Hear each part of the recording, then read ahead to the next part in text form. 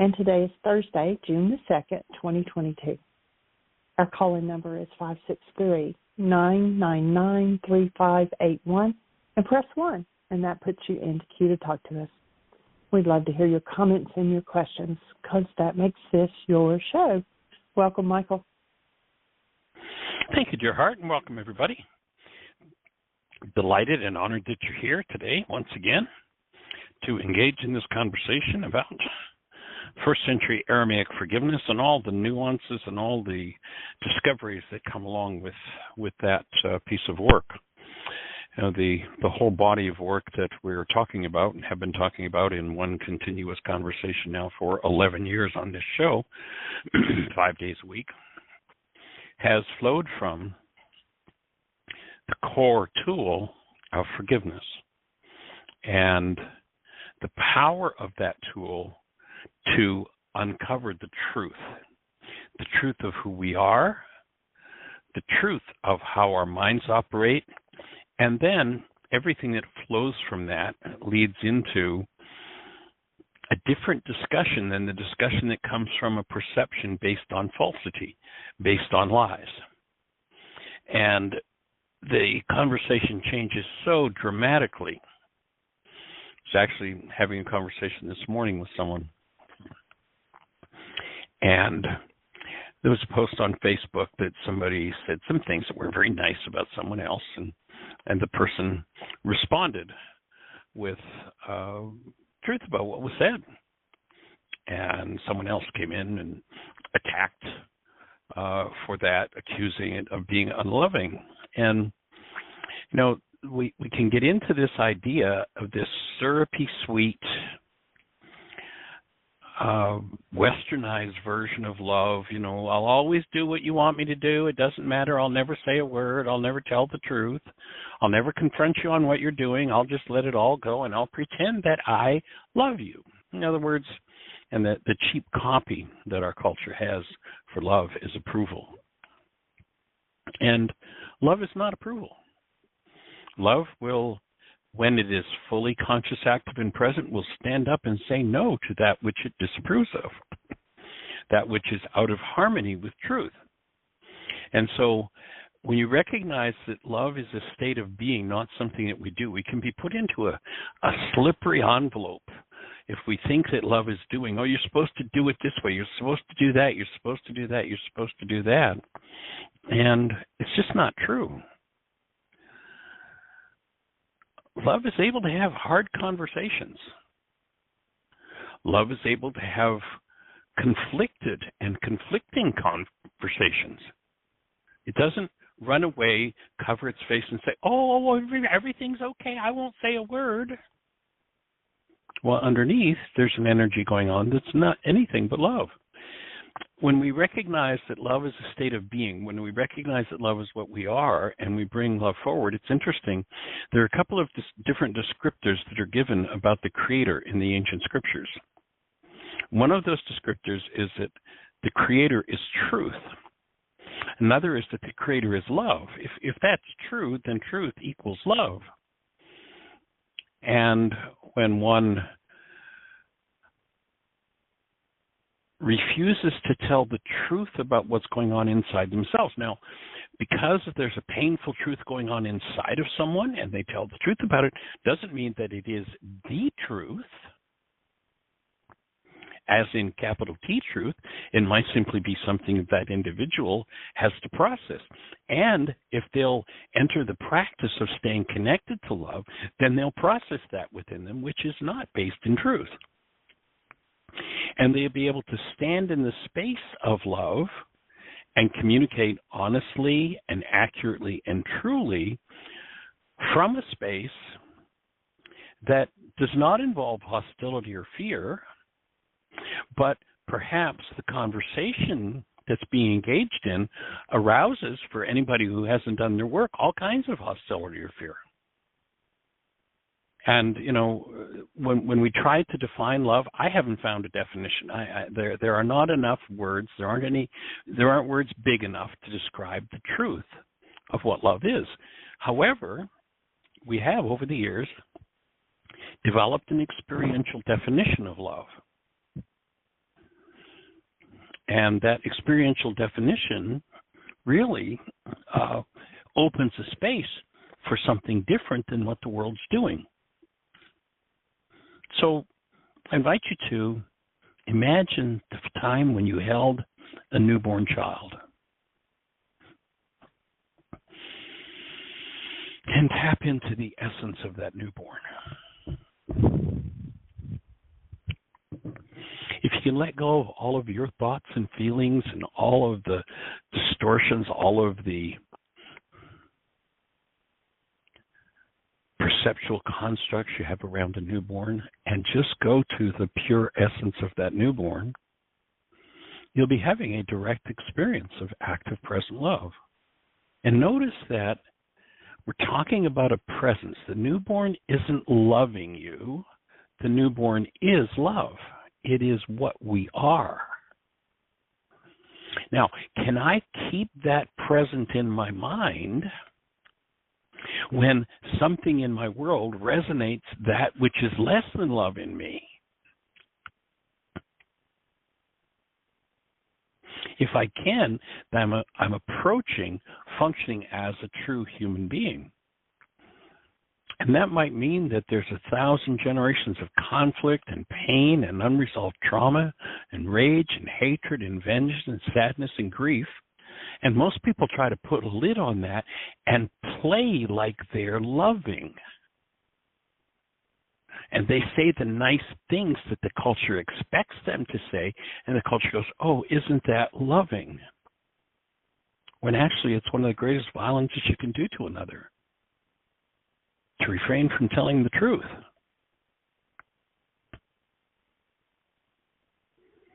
And so when love is present, actually present, I'm talking about the real actual experience of your true being is present, and you tell the truth, you get to process everything in you that's, let me correct that, you tell your truth, you get to process everything unlike truth in you.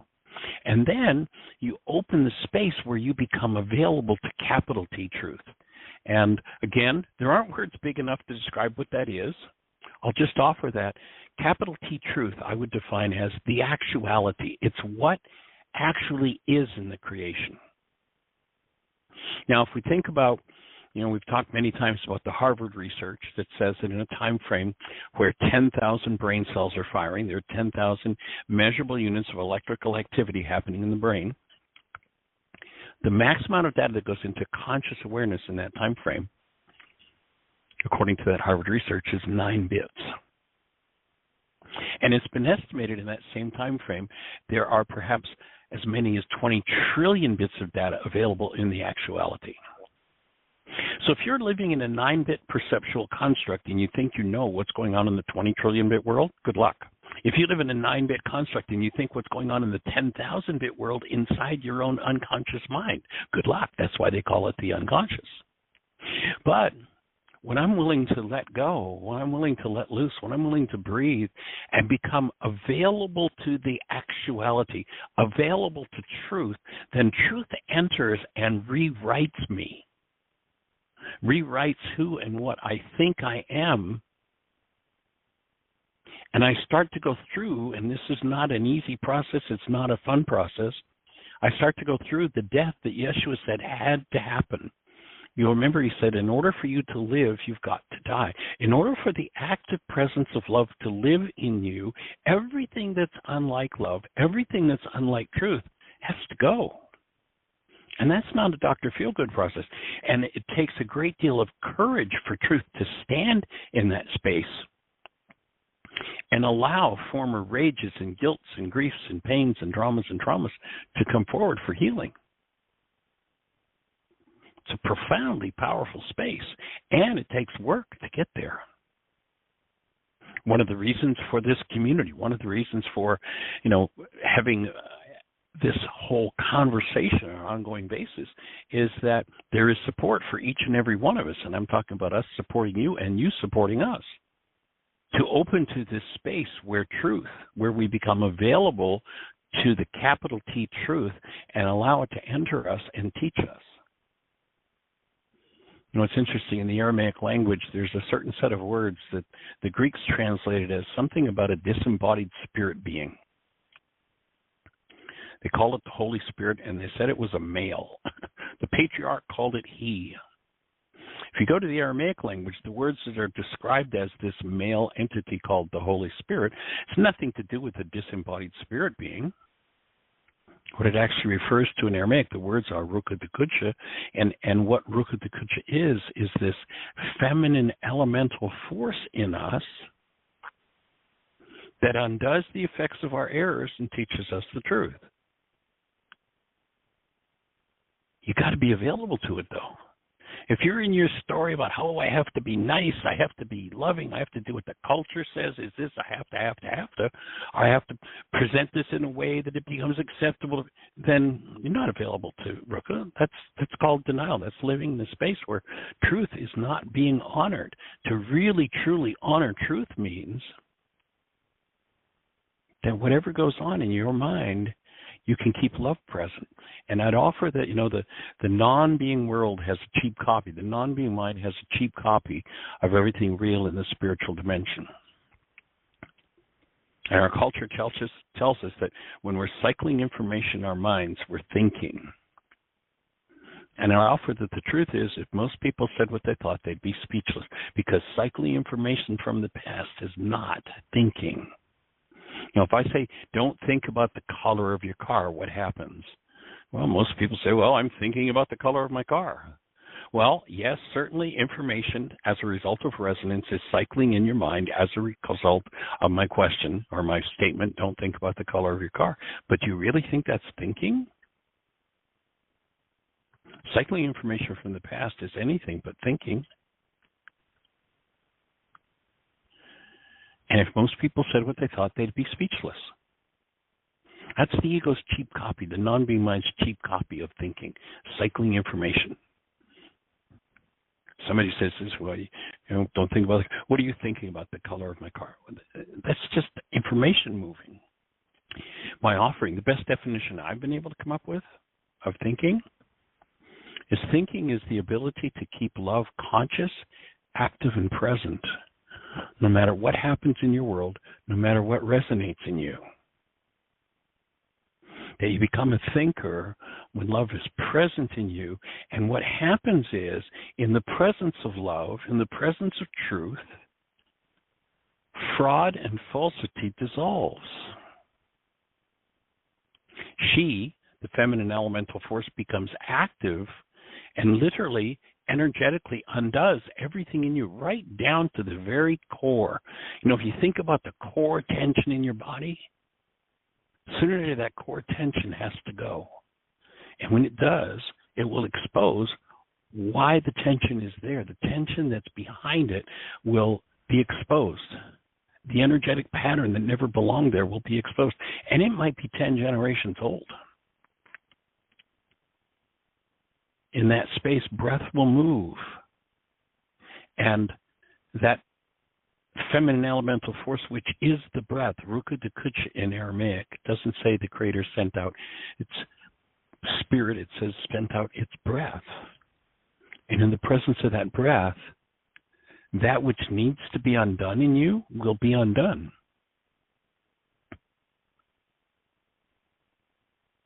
And you will be shown by the actuality, the absolute truth. And it's a whole different state, it's a whole different way of functioning. You get to the point, you know, one of the lessons in the course, the lesson that says, what is the world?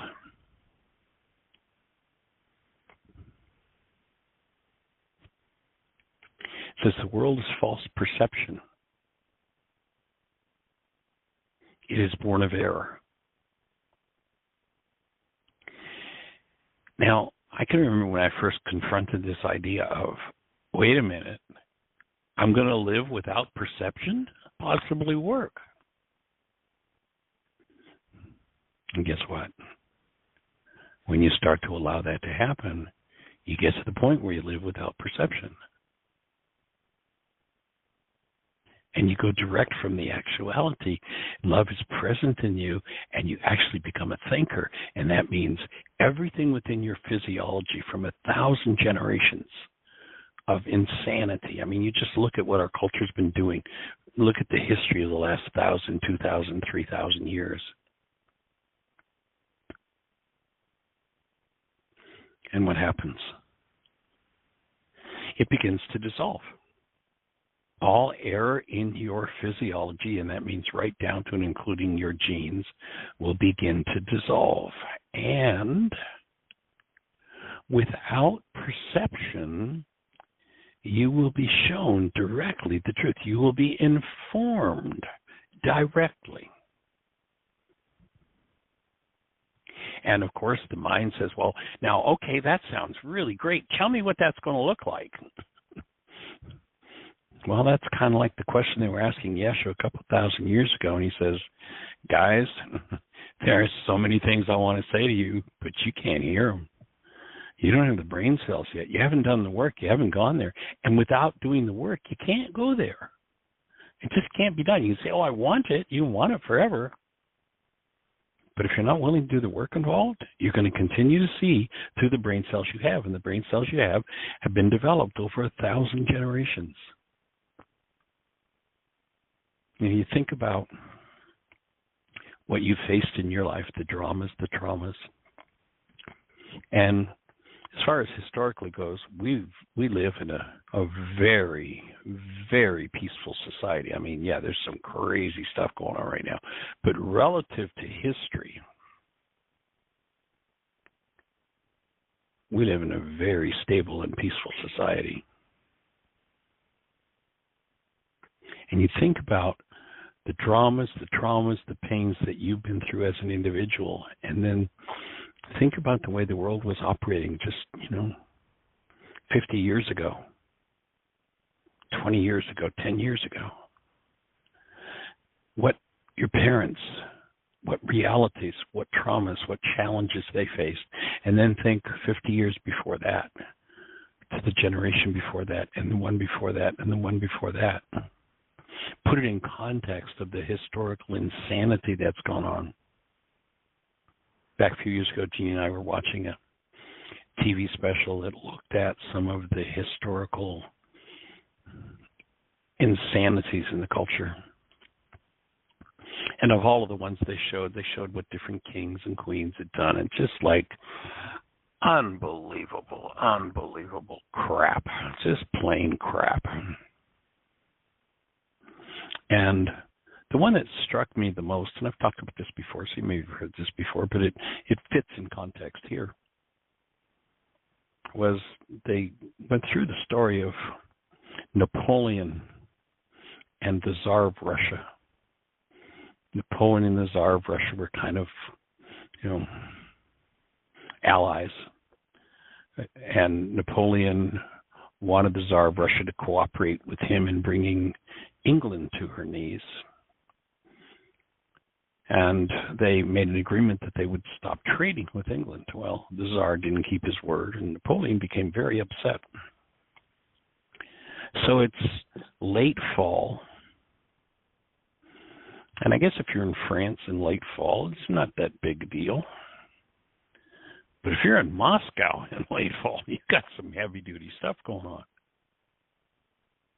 So Napoleon becomes angry with the Tsar of Russia.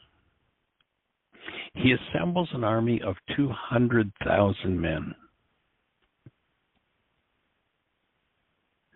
And he marches them from France to Russia as winter begins.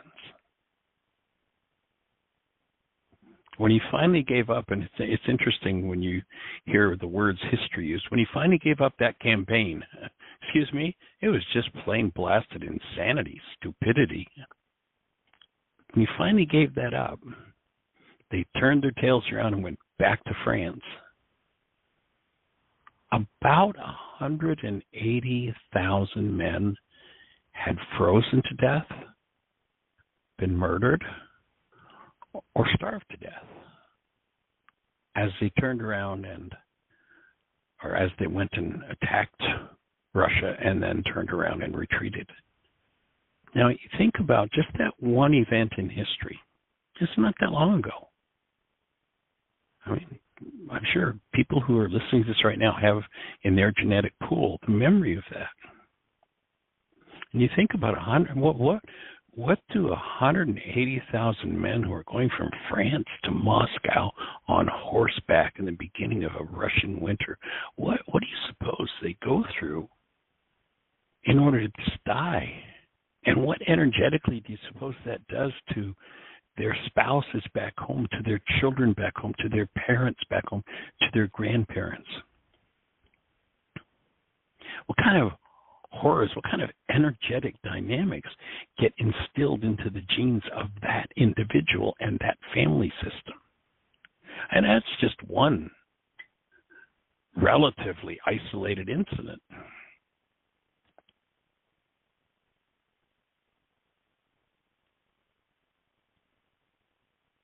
What does somebody have to do to clean that up within their structure if they're linked to that particular genetic bloodline? Well, I'd offer that there was a genius man who came along 2,000 years ago and confronted the same insanity then as is going on now. I mean, it hasn't slowed by very much on a global scale. Again, we're in a relatively secure, peaceful environment here, while things are still going on like are happening in Ukraine. But what needs to be processed in individuals, and then individuals come together collectively and their painful, traumatic realities start to collide with each other, what needs to be processed in order to work through that? It's just monumental. And we're inviting each of you to enter into a monumental process where you can say to yourself, I have reliable, standable, functional tools with which I can open up my genetic history. What is at the root of my mind's constructs, painful or otherwise, and I can clean them out. And I can get them to the point where this whole skill I made up called perception is able to collapse and make the space for truth to teach me. What does that look like? Do you think it looks like any kind of dogma or doctrine that any church has ever offered anybody? Because as the churches purport to be the teachers of this wisdom that Yeshua brought, it's interesting that in one particular juncture where a group of disciples are with him and they ask him, in essence, they say, what do we need to do to please the Creator? And he tells them. And half of his audience left, never came back. And they left with the words, too hard a saying. That's basically what the scriptures report. Too hard a saying. Now, what did he say they had to do? Well, if you read the Greek translations, which had no idea of the Aramaic idioms, it says you're supposed to take communion. That's basically what it says.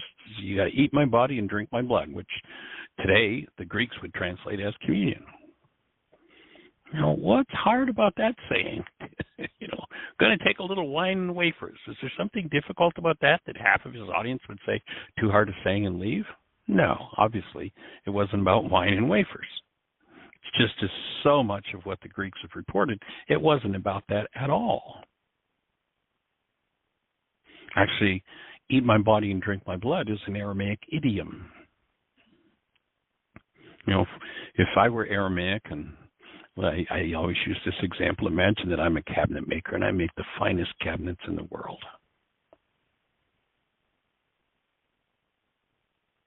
And you come to me and say, Michael, the cabinets you make, they're so awesome. I want to learn to do that. If I were Aramaic, I would say to you, if you want to make cabinets like I make, then you've got to eat my body and drink my blood. Would that mean you have to go to communion?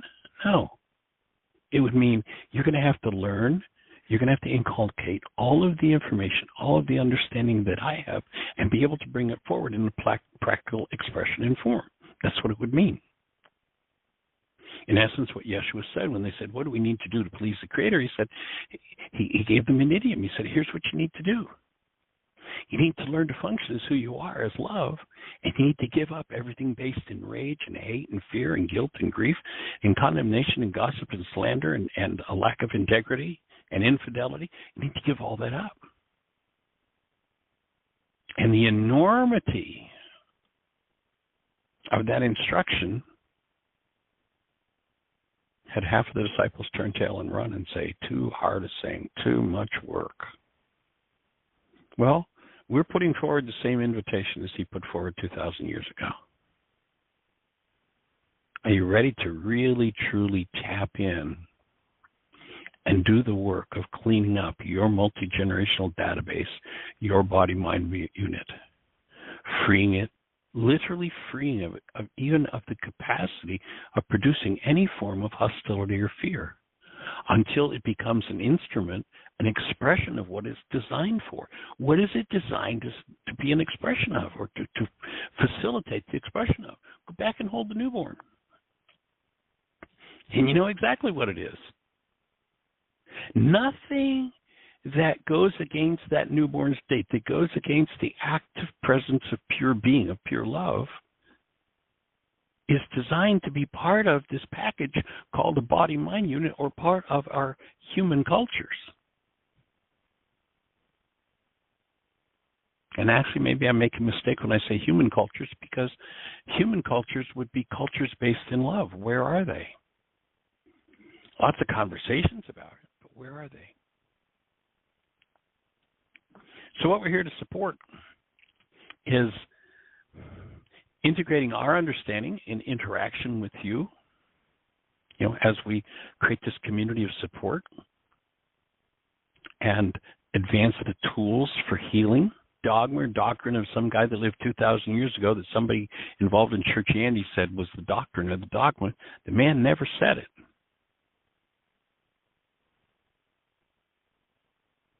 The man gave us one single, simple statement about why he was here. He said, I come to bring you life. Life more abundantly. What is life? Life is love flowing through a cell. Anything we do based in any form of hostility or fear restricts the flow of love through your cellular structure. And that means when we engage in that, we're inhibiting life. So when we put that teaching in the context of, okay, it's here to bring life, then what do I need to look at? What do I need to do? What tools do I need? Well, there's a whole series of them that we've developed out of the Aramaic, and we're here to share them with you. And we're delighted that you're here to be part of the conversation.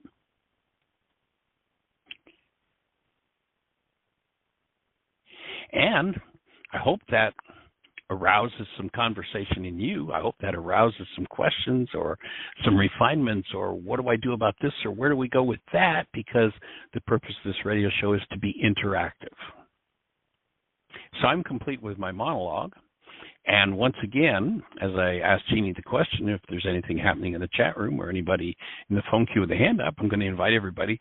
Today is the day of Jeannie's Eternal Day. And so if everybody would just in one fell swoop, just take a big breath and breathe the active presence of love in Jeannie's direction, upholding her in this awesome Eternal Day celebration, and in really truly seeing for her this being the opening for the best year yet of her eternal life. So Jeannie, we cherish you. We offer you that blessing. Do we have anybody on the phone queue with a hand up or anything happening in the chat room? Thank you. You're welcome and deserving, as Dr. Tim would say. No, it is all quiet. There's no hands up. We've got 29 minutes. We've got plenty of time. Ask your question. What's on your mind? How can we support you? Our calling number, again, if you're on one of those stations where we can't see you on our control panel, our calling number is 563-999-3581. If you call that number, you'll be listening to the show directly. And then if you push 1 on your phone, that will generate a tone that raises a hand in the control panel, and Jeannie will know that you want to talk to us. And I can't imagine with what we've just addressed that there aren't 1,000 questions or thoughts floating in everybody's head. And so I know that if I were in your hometown and I just presented what I presented the last half hour on a local platform in your local library or your local high school or college or university or prison or church, and I stepped down off of the platform and walked out into the audience, I know you'd be coming over and saying, Michael, I just have a quick question. So this is the space for those questions or comments. So how can we support you? Push 1, let's have a conversation.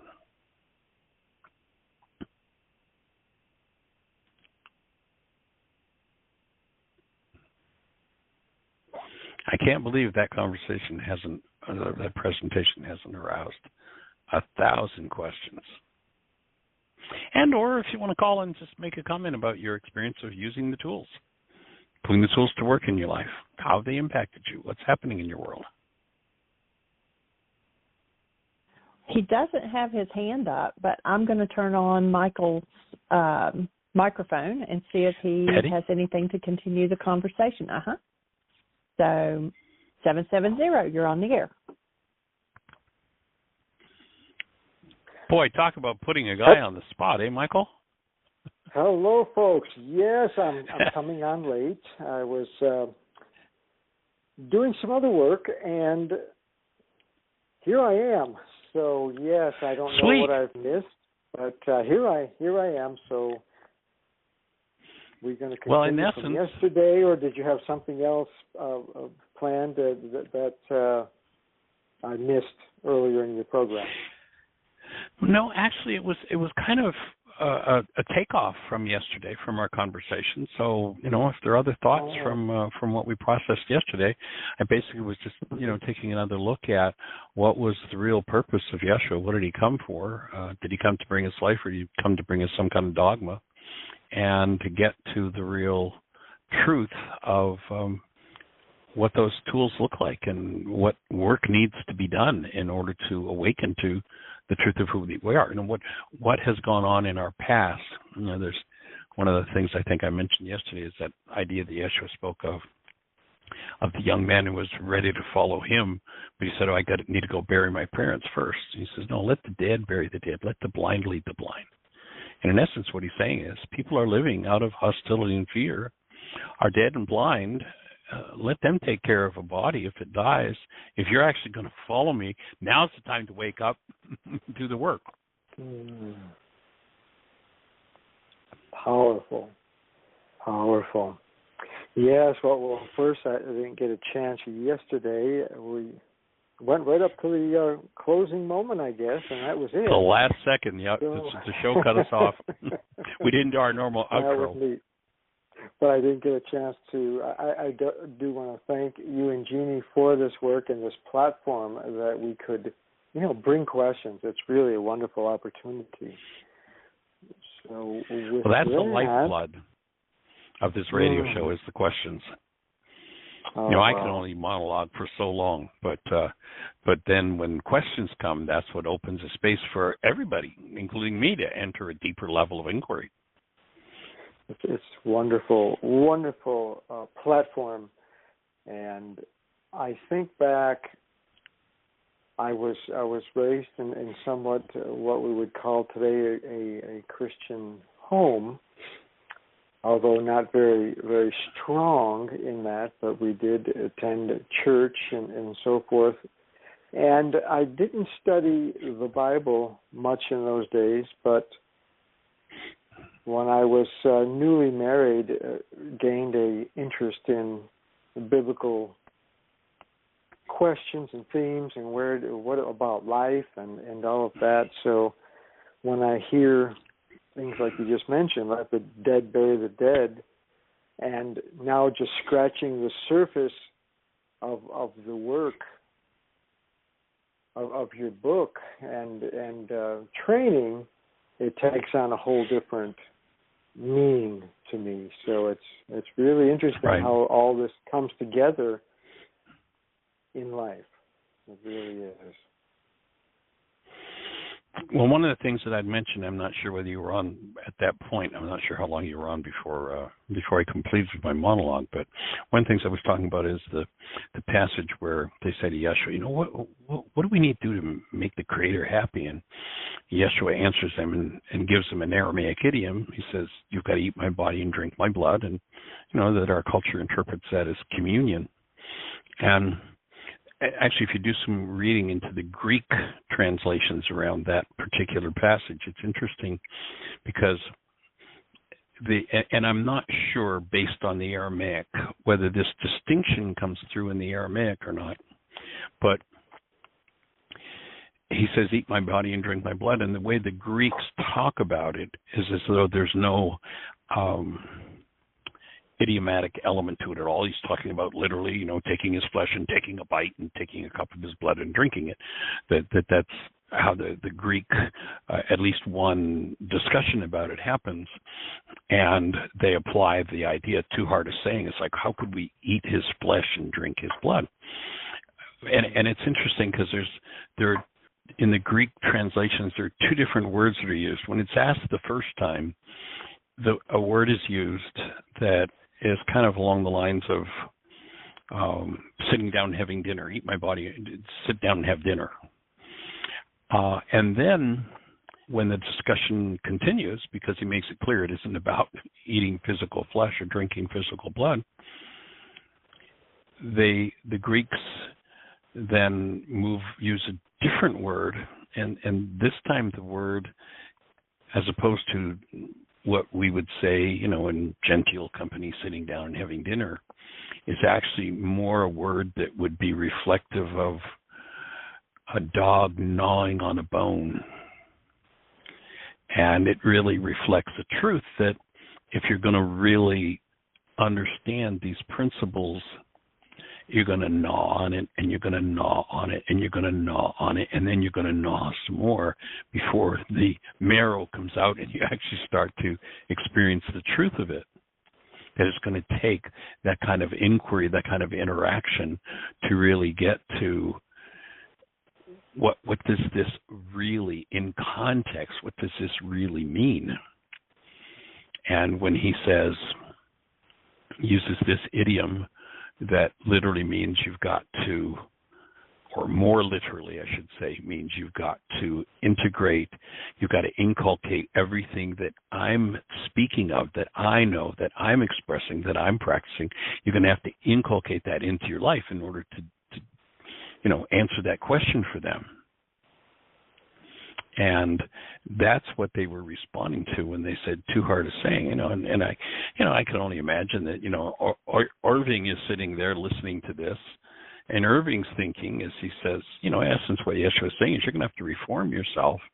And Irving's thinking, for the last 25 years I got this guy down the road. He's kind of a sucker, and I've been able to take advantage of him and charge him more than my service is worth. And you're saying I'm going to have to get honest with him and give that up? Too hard a saying. I'm out of here.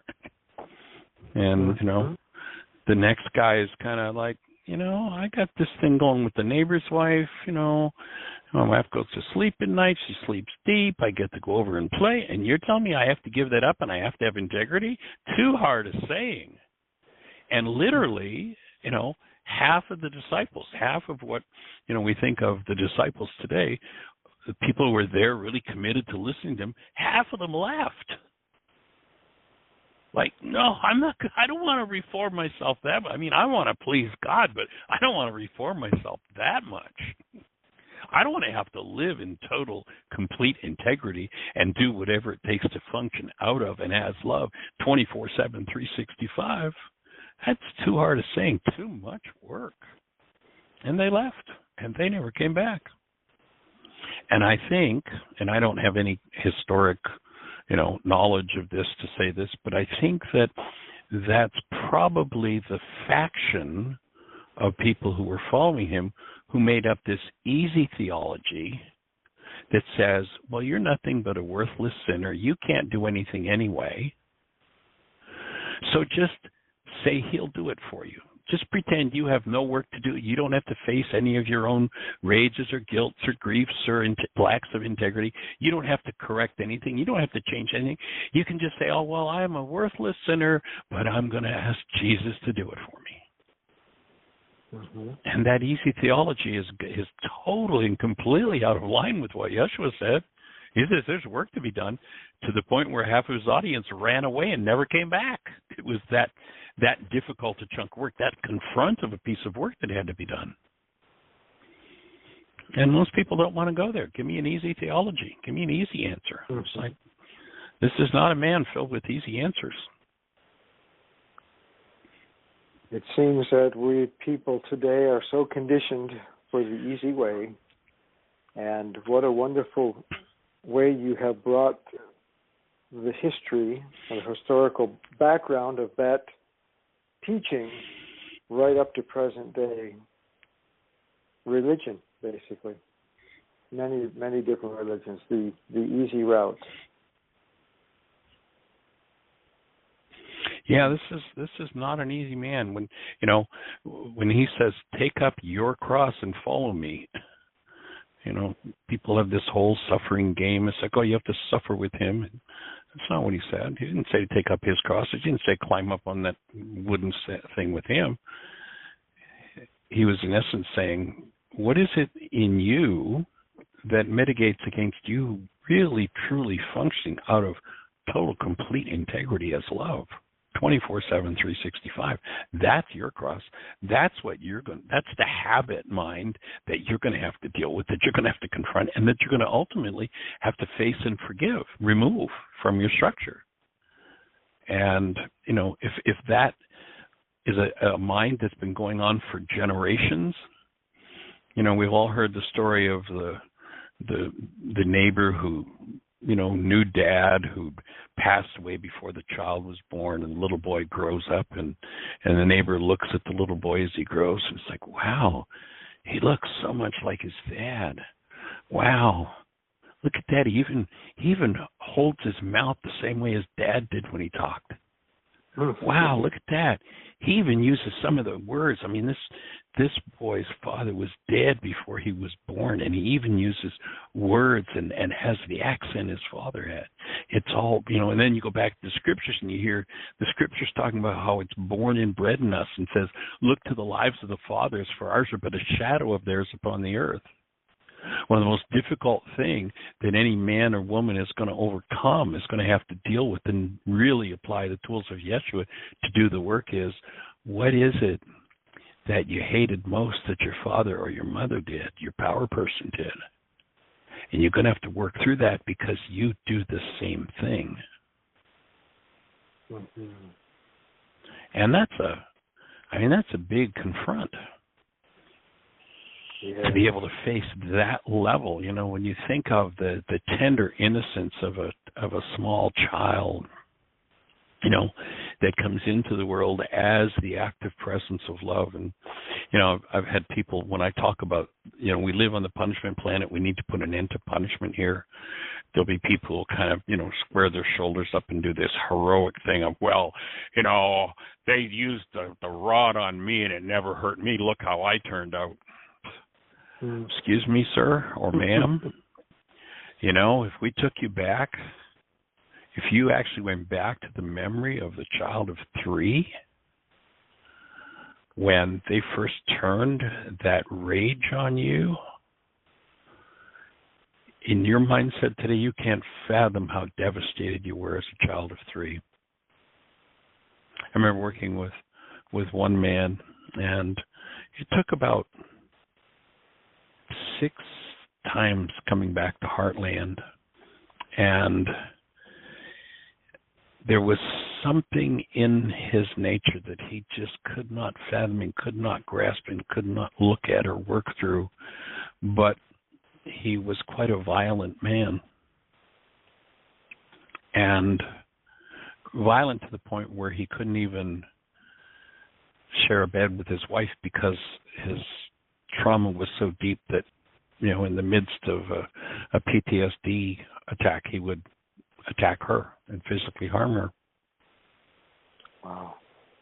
And I remember the day in a still point session after, it was probably a 6th or 7th intensive. And this was someone who was quite proud of his violence, touched into, in a rest session, touched into a memory of a violation that was so devastating to him. And I'm talking about somebody who's a tough guy. I mean, a real tough guy. I mean, somebody who we could tie both his arms behind my back and he'd take me down in a heartbeat if I was free and had weapons. And, I mean, I cannot describe the level of pain and devastation he went through and his claim to fame was that he was the best killer in his military unit. Wow. I cannot describe the level of devastation this young man went through when he touched into the memory of being abused by his mother. Just absolute, total, complete devastation.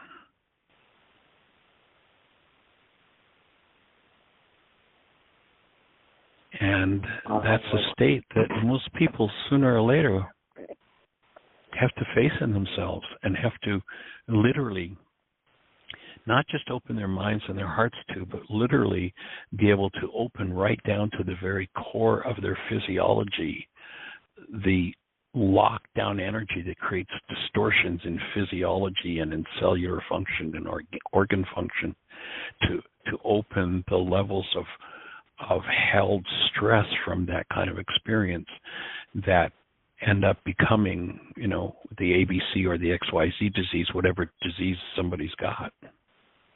That's the kind of stuff that needs to be opened. And yet, it's the thing that most people want to keep at arm's distance. No, I never want to go near or feel that or deal with that. But I want healing. If I can't go near that, feel that, and deal with that, I can't have healing because that's the disease. Literally, that's the physical disease, what reflects as physical disease. Mm-hmm. What I think we see in the Western world from my perception right now is we look to every other arena, every other avenue besides within, as your work shows, and we wonder why we're not getting well. At least I see that in me and see my path. And until we want to deal with those hard internal situations, we're likely not going to get totally well. Right. Mm-hmm. And the instant somebody touches into one of those things, whatever the symptomatology is or the so-called disease that goes with it, that fast it's gone.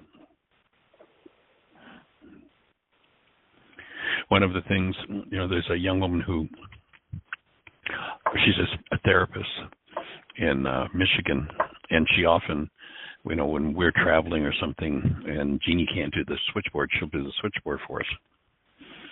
And she has shared on the show, I'm not sharing anything else at school, she shared on the show several times that her first Why Is This Happening to Me Again workshop, she had a challenge where she would be physically ill, that she would just throw up on, a minute. I mean, it was just like this ongoing, what is this trauma about? Because she would just, repeatedly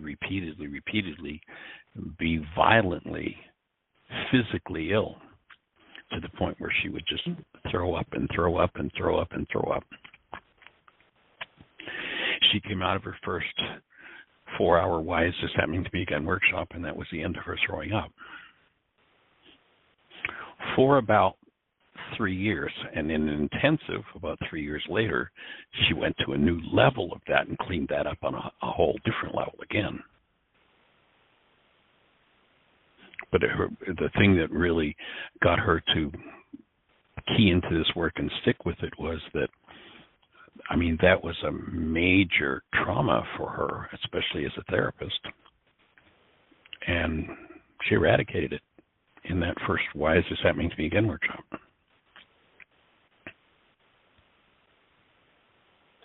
Are you saying it did come up at a later date, though, again?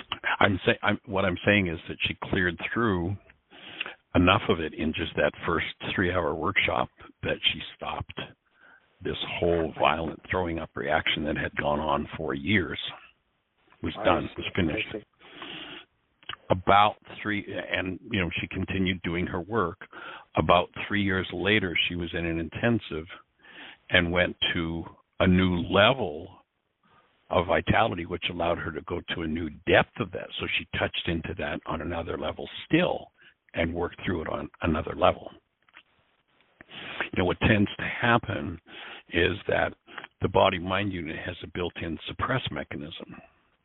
And basically what it says is, if you think about I don't know if you've been introduced to the concept of a vitality meter yet in this work, but let's imagine we've got a vitality meter that goes from 1 to 10, and somebody's at a level 5 vitality, and they have a level 7 toxin. Now they can say, I have this thing in my life, this toxic thing. They say, I come back around to it, and boy, I want to get rid of, I want to be finished with that. But they keep drinking their coffee and doing their sugar donuts and eating their junk food and, eating dead animals and all of that sort of thing. So their level 5 vitality stays right there at level 5, or maybe goes down to a 4 or a 3. They're never going to process that level 7, because if that were to open up, literally if that toxic load were to open up, and someone were only at a level 5 vitality and it yielded up a level 7 toxin, it could literally physically kill them. Nice. So about that. A person who's a level 5 vitality, and this is oftentimes a big sticking point for people when they start doing their work. And it's like, I felt pretty good. I was doing okay until I start doing this work, and now all of a sudden there's this and this and this and this. It's like, what's wrong? I never had this before. That's because you lived in such denial and dissociation that your body-mind unit couldn't yield it up to be cleaned up. And at that stage, it's degenerative disease. It's literally the kind of stuff that ultimately kills people. So this person is a level 5 vitality, when people come to an intensive at Heartland, we do total fresh and raw food. Well, that makes, if people are eating the sad diet, if people are eating at, the fast food restaurants 8 times a week and they go to the grocery store and they buy packages and they think that there's food in their packages. I mean, they put it in a skillet and they fry it and they go, see, this is food. I mean, that's got nothing to do with food. That isn't food at all. There are some nutrients in it, but that person isn't going to race above their level 5 vitality eating that kind of a dietary regimen. So they come to Heartland, and we do total fresh and raw food, and people love it, and they reach. I mean, you start to build new levels of vitality. So the person who's a level 5 gets to a 6 and says, man, I'm feeling great. This is awesome. They get to a level 6.5. Man, I feel so good. And then they get to a level 7. Man, I went to bed last night. I was on top of the world. I hit a level of aliveness and vitality that I've never had before. And what the hell's wrong with this picture? I woke up in the morning, I was lower than a snake's belly. What happened? I feel awful. Well, what happened is you hit a level 7.5 vitality, and all that level 5, level 6, level 7 gunk can come up, and you're going to have to process it. You're going to have to deal with it. It's called a healing crisis. People aren't willing to do that, can't heal. And people who don't understand that principle get real confused when they're doing all the right things and they're getting stronger and they're getting more vital, and then all of a sudden all hell breaks loose and they have to process through all these symptoms. It's like, oh, I quit. I'm out of here. I don't want to do this. But that's part of the process of healing. You got to process through, whatever's gone in is going to have to come out and be dealt with.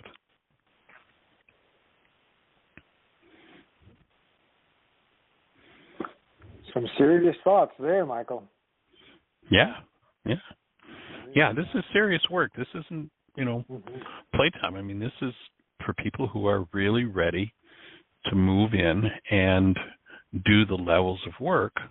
It's like I see this as appealing to that half of Yeshua's disciples that left and said, too hard a saying, and saying, Oiving, Abi, come on back. It's time. It's time to process through that stuff.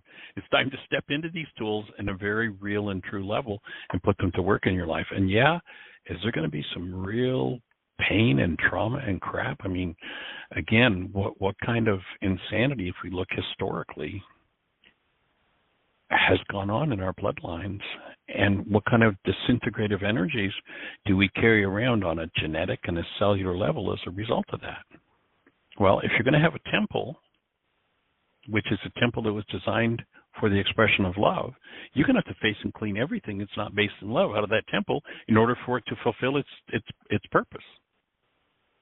And that means the willingness to face and deal with and move through whatever's happened in your bloodline. I don't know if you're on the show, it's just at which stage you checked in, but I was talking earlier about, the levels of trauma that people have never dealt with in their lives, in their bloodlines, and what kind of things, you think you and I have had challenges. We live in, a relatively peaceful, secure world. Think about what the world that our parents lived in, and their parents and their parents and theirs. Relative to today, I mean, we got a lot of crazy stuff going on, but, you and I can get in a car or even get on a bicycle and ride to the other side of town or the other side of the country and be relatively secure that we're going to get there in one piece. We're going to have food to eat. We're going to have a place to rest. We can do that. Pardon me.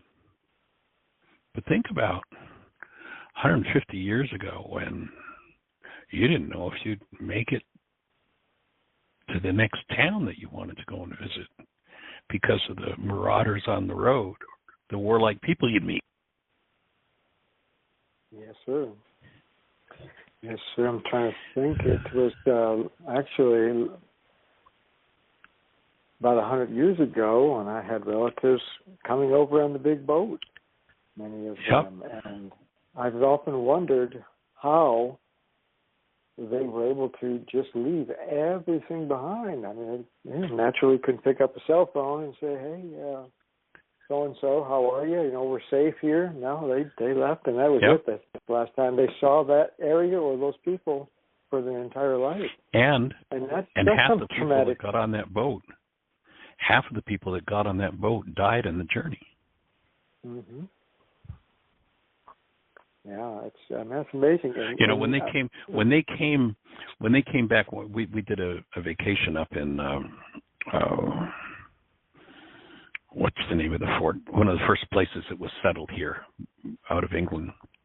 And when the second wave of Jamestown in Washington or Williamsburg. Yeah. I mean, literally, when the second wave of people came, everybody that did that original journey was dead. Everybody was dead. Yeah. Everybody. That's huge. We're going to be cut off by the show again. But you think about that, and then you think of the relative security. We got it pretty easy. And there's a lot of crazy stuff going on, and there's work to be done. So, and the show's going to cut us off again in a few seconds, but they'll like to keep the conversation going, keep the questions and thoughts moving. Yeah, it's great to spend a few moments with you and Jeannie, and it's been wonderful. So, great afternoon, and thanks again.